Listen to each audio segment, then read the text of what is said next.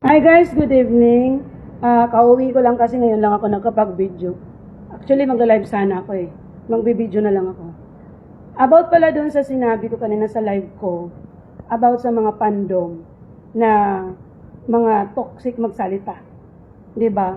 Guys, nagagalit nga kayo kung tinatawag kayong toxic magsalita eh. Magulang pa kaya hindi magalit sa ginagawa niyong panlalait kay Crystal? Kaya ako nakapagbitiw ng salita sa inyo ng toxic. Kasi kayo yung nagsisimula doon sa mga comment, sa mga post.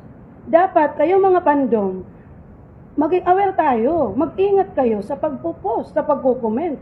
Para walang may masaktan sa atin. Kung hindi nyo gustong ibalik sa inyo yung mga pinaggagawa nyo, tapos babalik ta rin nyo sa akin na ako masamang ugali, palingkira ko.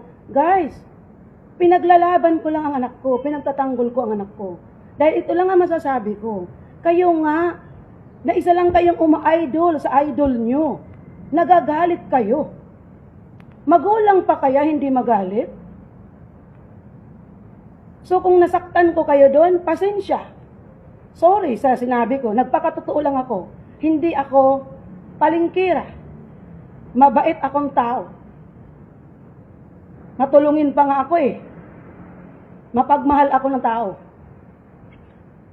Doon sa naggawa ng content creator na ni-record yung live ko, ito lang ang masasabi ko sa iyo. Congratulations! Dahil dyan, papaldo ka. Dahil sa video ko na pinakalat mo sa X, paldong-paldo ka, kaya sikikita ka ng malaki. Kaya salamat sa pag-post mo. Kung dyan ay masaya ka na, salamat sa paggawa mo niyan. Akala mo nakasira ka ng tao? Hindi. Dahil sa puso ko, malinis ang puso ko. Hindi ako masamang tao, mabait ako na tao. Hindi ko kailangan ipagsabi sa inyo kung ano akong klaseng pagkatao, kung mabait ako o hindi. Yun lang ang masasabi ko sa inyo. Kung ayaw nyo maibalik sa inyo yung mga sinasabi nyo, yung mga fandom, mag-ingat kayo. Mag-ingat tayo para walang gulo. Kahit sinong magulang magagalit. Yun lang guys, maraming salamat. Thank you.